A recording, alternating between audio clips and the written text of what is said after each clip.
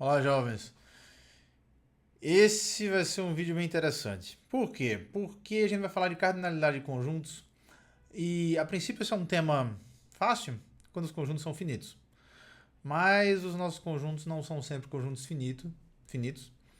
A gente ainda assim gostaria de falar sobre qual que é a cardinalidade ou o tamanho deles. E, obviamente, a maioria das respostas para quem nunca viu isso antes é assim, se o conjunto é finito, ele é infinito. E acabou. Todo infinito é infinito. Em matemática isso não é verdade. O que a gente vai ver aqui agora é que nesse vídeo e no próximo é que existe mais de um tipo de infinito. Mas por hora, vamos tentar formalizar um pouco como que a matemática lida com a cardinalidade de conjuntos. Vou começar falando de conjuntos finitos, para a gente ganhar um pouco de intuição. Depois eu vou falar de conjuntos infinitos, para a gente ver o que acontece.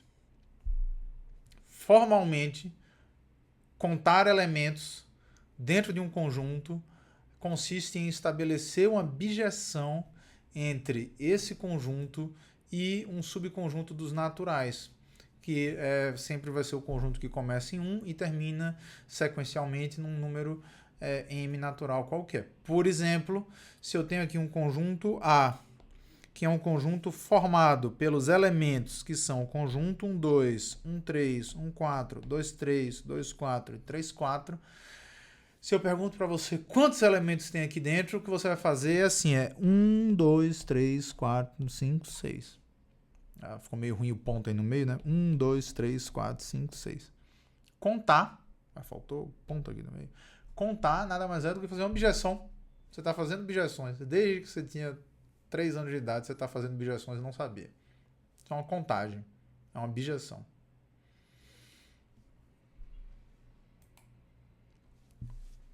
Esse conjunto tem 6 elementos porque existe uma bijeção entre ele e o conjunto dos naturais 1, 2, 3, 4, 5, 6. Imagino que você talvez agora esteja. Nossa. Pois é, espero que sim. Poderia acontecer de haver bijeções entre A e dois conjuntos dos naturais de 1 até M e de 1 até K, onde, por exemplo, M é maior do que K, ou seja, poderíamos viver num mundo onde é impossível contar com exatidão? A resposta é não. Porque, matematicamente, a gente pode observar que contar a quantidade de elementos em A é encontrar uma objeção de A até, que vai de 1 até M. Se você também encontrou uma objeção que vai de A para o conjunto que vai de 1 até K, se essas duas coisas são objeções, a gente agora utiliza a inversa da F, que existe porque F é uma objeção, utiliza a composta, né? E se F é uma objeção, a inversa é uma objeção. Se F e G são objeções, a composta da G com a inversa da F é uma objeção. E isso daqui é uma função que vai sair do conjunto 1 até M, vai para o A, depois a G manda do A para o conjunto 1 até K. Então sai do conjunto que vai de 1 até M, vai para o conjunto que vai de 1 até K, e é uma objeção. E pode acontecer se aqui eu tenho 1, 2, 3, 4, 5, 6 até M. E aqui eu tenho 1, 2, 3, 4, 6 até K. M é maior do que K. Então no fundo aqui eu tenho 1, 2, 3, 4, 5, 6, K. K mais 1, K mais 2, K mais 3 até M. Eu posso ter objeção entre essas duas coisas? A resposta é não, por um princípio combinatório muito básico, muito importante, que a gente vai até falar mais dele em algum momento daqui para frente, que é o princípio da casa dos pombos. Após alocar os primeiros K elementos nessa contagem aqui de 1 até M, talvez eu devesse ter utilizado essa notação para me referir a esse conjunto, precisaríamos repetir alguém. E, portanto, a composta da G com a inversa da F não é uma função injetiva, portanto, não é uma objeção. Portanto, não podem haver essas duas bijeções F e G que mandam o conjunto A para dois conjuntos naturais que vão de 1 até alguém e esses alguém são diferentes. Então, contagem funciona matematicamente. Essa interpretação de contagem com objeção é uma interpretação consistente com o que acontece na realidade. Dado um conjunto A finito, existe, de novo aquele símbolo, um único elemento natural M, dos naturais M, tal que A e o conjunto que vai de 1 até M está em bijeção. Tá? Sigamos. Para contar conjuntos que tem um número infinito de elementos, a gente vai usar o mesmo princípio. A gente vai procurar exibir bijeções entre o conjunto e outros conjuntos que a gente vai utilizar como marcos do que é cardinalidade. Né? E o conjunto infinito mais básico, mais natural que tem é o conjunto dos números naturais. Dados dois conjuntos A e B, dois conjuntos A e B terão a mesma cardinalidade, se houver uma bijeção entre eles. E a gente vai dizer que um conjunto A tem uma cardinalidade definida pelas palavras infinito enumerável, se houver uma bijeção entre A e o conjunto dos naturais. Nesse slide, nesse vídeo, eu estou assumindo que o conjunto dos naturais é um conjunto que começa em 1 e vai contém todos os números naturais. Tá? Então, eu vou dizer que um conjunto A tem a cardinalidade infinita enumerável se houver uma bijeção entre A e os naturais. E nesse caso eles vão ter a mesma cardinalidade, o mesmo tamanho. Né? Mas o que a gente vai ver no próximo slide é que essa definição, a princípio, pode ser um pouco contra-intuitiva com a intuição que você tem de tamanho de conjuntos quando você pensa em conjuntos finitos. Tá? Então vamos seguir aqui adiante. Então o que a gente vai ver aqui é um exemplo, um exercício mental muito interessante, que é o Hotel de Hilbert.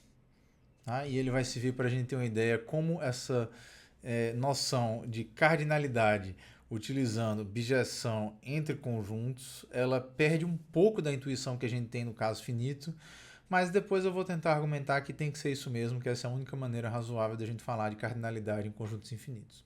Então começa olhando para essa situação onde você tem um hotel com 6 quartos, tem 6 hóspedes, chega uma pessoa, H, a pergunta é, tem vaga? A resposta é não. Claro, a não ser que possa 2 pessoas no mesmo quarto, que não é o caso aqui. Então aqui, 6 quartos, 6 pessoas, não tem vaga. Mas, e se fosse um número infinito de quartos? E se nesse hotel eu tivesse o quarto 1, 2, 3, 4, 5, 6, 7, 8, 9, 10, etc. Nesse caso tem uma solução. O gerente do hotel fala assim, atenção todos, movam-se para o quarto do lado.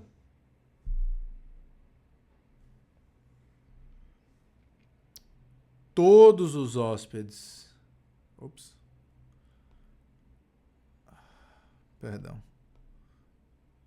Todos os hóspedes se movem. Todo mundo continua tendo um quarto.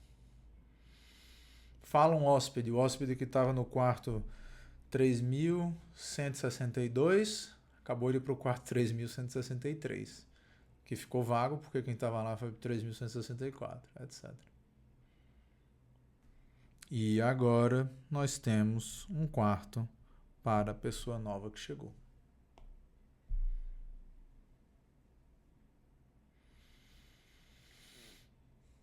Tá. Então, quando nós falamos de infinitos, eu espero que esse exemplo indique que quantidades finitas não importam na contabilização do tamanho do conjunto. Se eu tenho um número infinito de elementos, colocar mais um ali dentro não muda o tamanho do conjunto.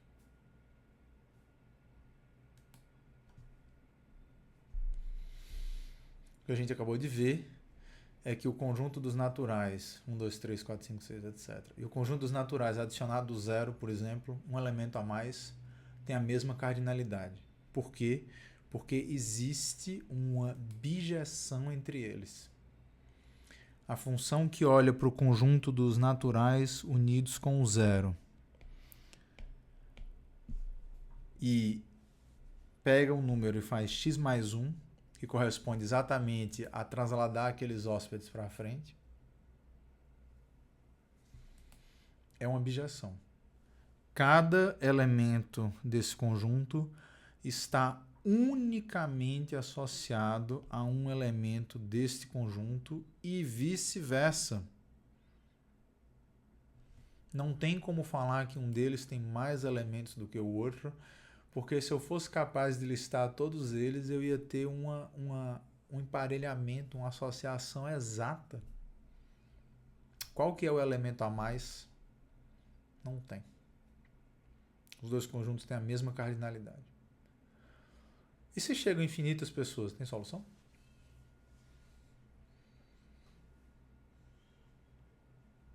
Tem. Tem solução. Pause o vídeo se você quiser pensar na solução. Qual que é a solução? O gerente vai mandar todo mundo sair dos quartos. O gerente vai mandar todo mundo sair dos quartos e vai falar assim: se você estava no quarto I, você agora vai para o quarto 2 vezes I. Então, hóspede 1 vai para o quarto 2, hóspede 2 vai para o quarto 4, hóspede 3 vai para o quarto 6, hóspede 4 vai para o quarto 8, 5 e 6, etc. Quarto 10, quarto 12, etc. E acabou de vagar um número infinito de quartos. Todo mundo foi para um quarto. O hóspede que estava no quarto 1.230.000 acabou de ir para o quarto 2.460.000. E agora a pessoa número 1 que chegou vem para cá. A pessoa número 2 que chegou vem para cá. A pessoa número 3 que chegou volte. Vem para cá, etc. Chega o número infinito de pessoas, eu vago o número infinito de lugares.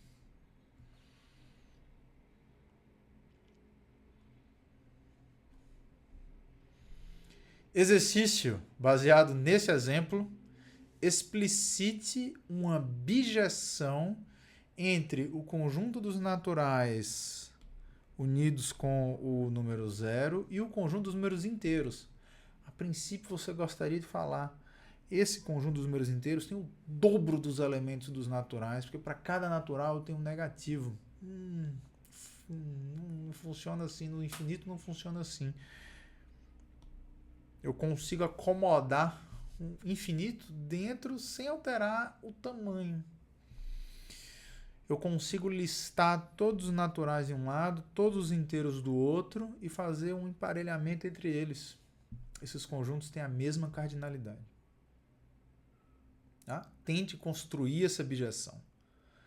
Tá? Às vezes não é fácil construir a bijeção. Nesse caso, do exercício 1, você pode exibir uma função que vai daqui para cá e que é uma bijeção, que para cada número natural e mais o 0, ela vai para os inteiros. E note que eu já tinha uma outra que era entre esse e os naturais. Então, compondo bijeções, eu também tenho uma bijeção dos naturais para os inteiros.